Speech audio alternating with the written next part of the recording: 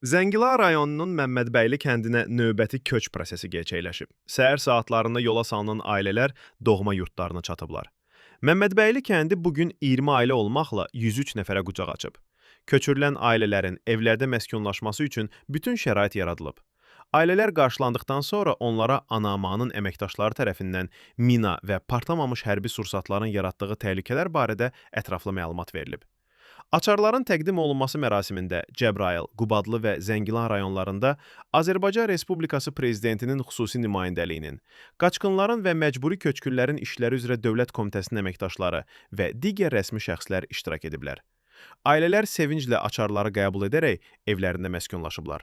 Onlar Respublikanın müxtəlif ərazilərində yataqxana, sanatoriya, düşərgə, yarımçıq tikililər və inzibati binalarda müvəqqəti məskunlaşmış ailələrdir.